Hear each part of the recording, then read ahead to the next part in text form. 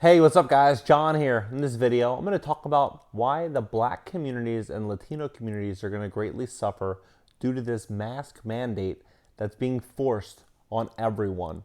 And on this channel, you're going to get the brutal, honest truth about real estate investing in the economy and the world, uncensored always. If that interests you, hit the subscribe button below. I post consistently about real estate, business, personal finance, and money.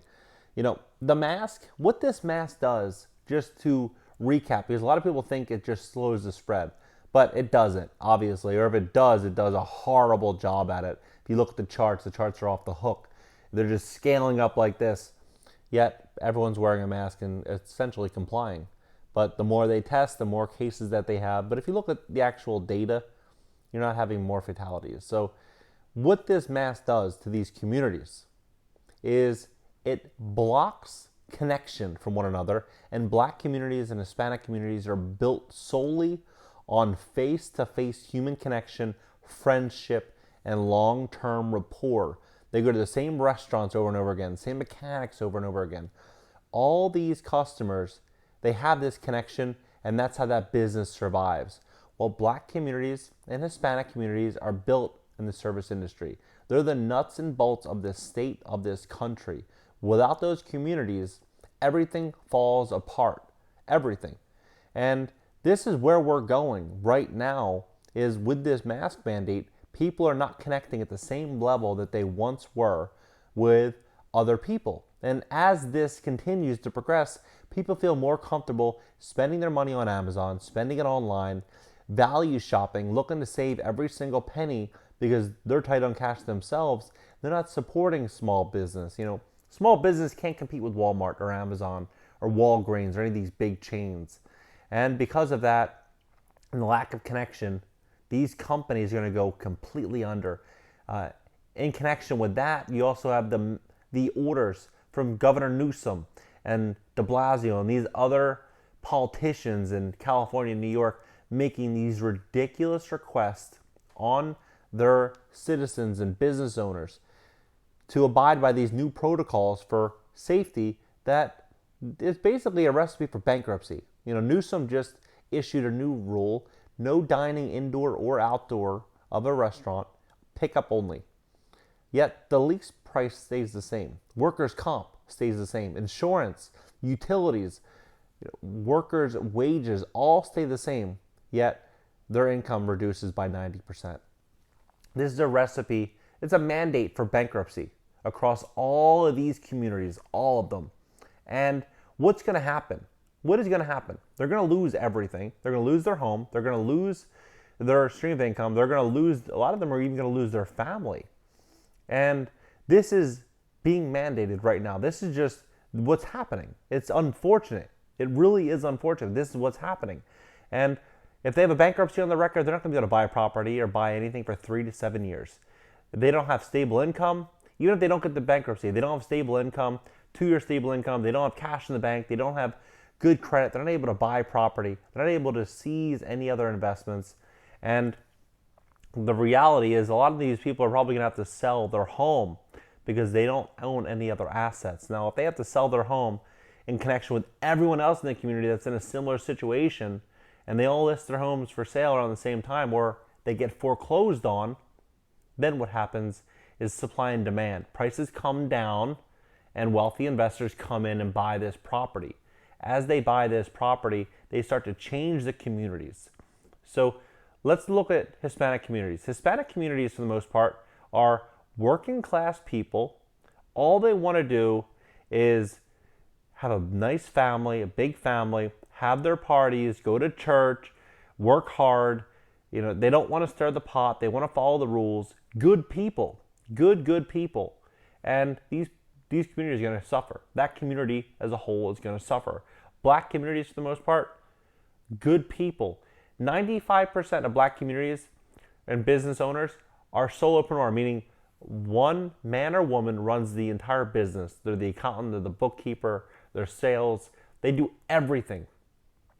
And now they're deemed non-essential. A lot of these are deemed non-essential. Yet Tesla, who is in the car business, is deemed essential.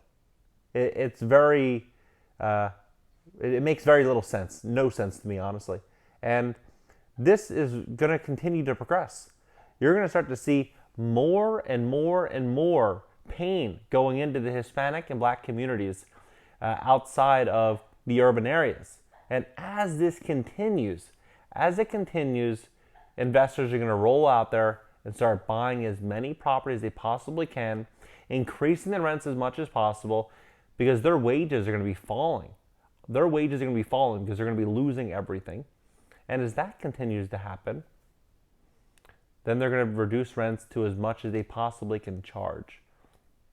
And these Black communities and Hispanic communities are not going to be able to go back in and buy more property because they're not going to be able to qualify for mortgages. And this is what we need to talk about. This is what's important.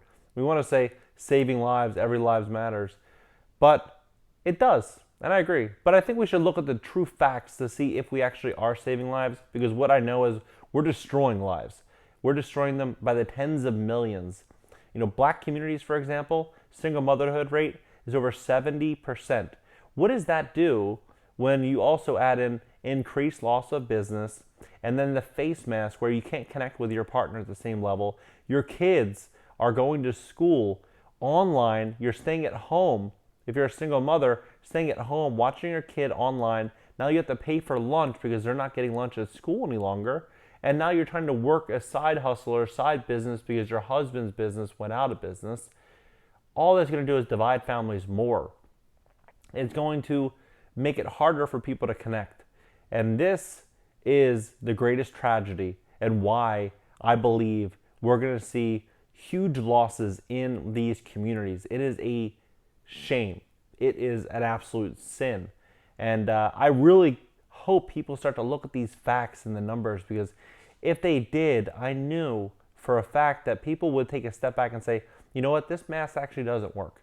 It actually doesn't do anything to help me. All it does is it destroys everyone around me, their business and what they've worked their entire life for. And it just benefits Amazon and the big tech and the big companies. And it incentivizes them to continue on with more fear-mongering through the Washington Post. Amazon owns Washington Post. And you have all these other online articles and distribution centers that are pushing out all this propaganda because it benefits their subsidiary companies that they own. And the more that they push this out, the more that they focus on cases rather than actual fatalities, the worse it is for the middle income and lower income. What they want to do, it seems like, is take an independent nation and turn it into a dependent nation where the entire nation relies on the state. When they rely on the state owns them. When the state owns you, then you're a slave. And as that progresses, we're going to see less and less and less freedom. And if they can do that to say 40 or 50 or 60% of the population, they can slowly start moving on the rest of the population until they essentially own nearly everybody and control everything and take away all of our freedoms and rights. And in America, what we want is we want freedom. Whether you're a Democrat or a Republican, whatever you are, it doesn't matter. You want the right to choose how you live your life and how you respond to your family, how you run your business, and how you measure risk, whether it's with a sickness or without. And we're beginning to lose that.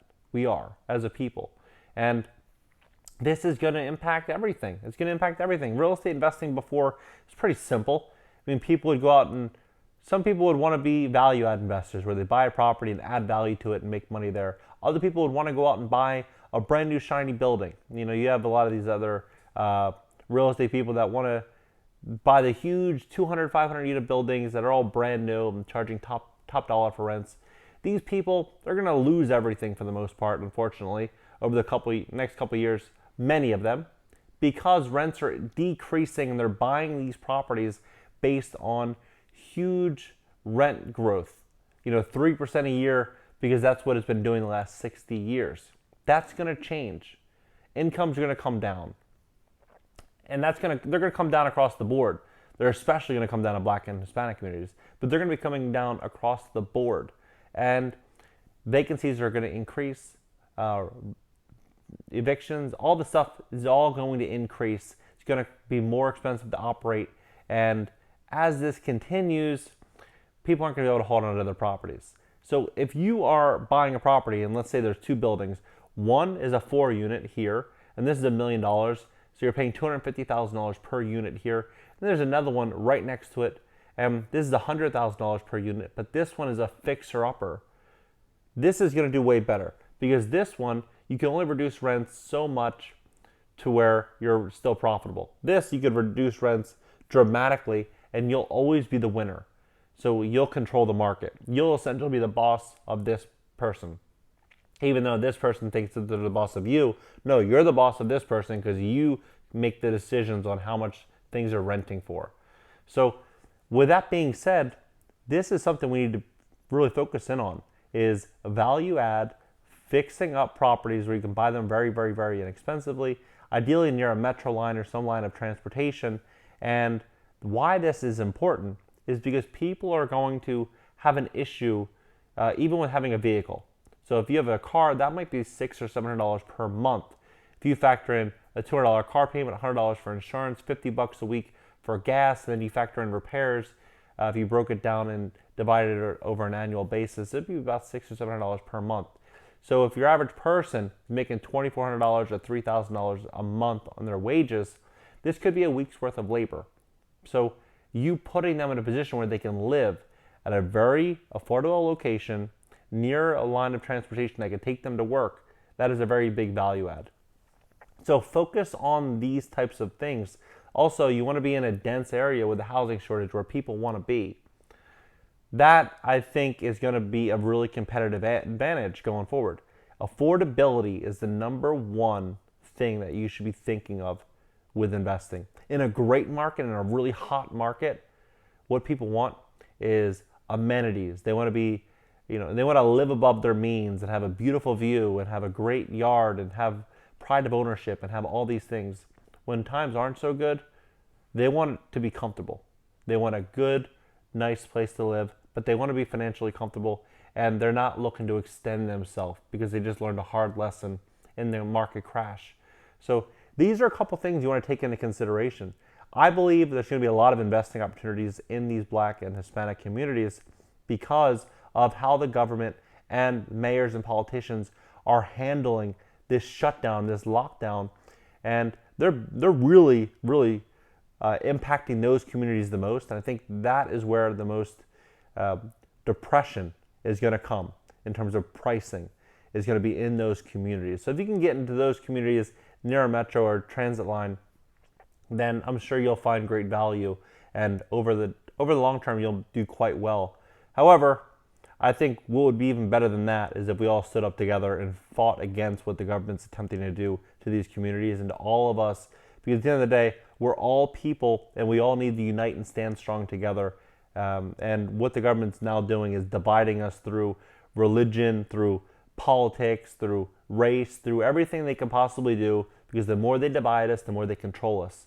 And we all need to stand up and fight against, so we can keep this nation great, keep the Black communities going, keep the Hispanic communities going, keep the working class going, and let's all move forward as a unit. So I hope that was all really helpful. This is kind of where I just see things going. It's hard for me because I grew up in a really like a working class community, to say the least, and these people work so hard to provide for their families. $40,000, $50,000 a year. They go out to eat once every 2 weeks, and they really do what they can really everything they can do to provide for their family. Then you have these politicians that are on a power trip that are really putting their ego ahead of logic and reason, and they're doing things that don't make any sense, and exercising this newfound power not at the best interest of their citizens. And we're going to just see so much tragedy and loss over all this. It's just a shame. So with all that said, drop your comments below. What do you think is going to happen to these communities? What do you think is going to happen to real estate? And what do you think the right thing to do is going forward? Did you do your own research, or you're relying on mainstream media for the safety precautions of covering up? Or do you think that you shouldn't cover up? I'm really curious what the general public says, because the mainstream media, what they pump and push on Facebook, seems like everyone thinks one way, but sometimes you just never know. Drop your comments below. I'll see you guys next video.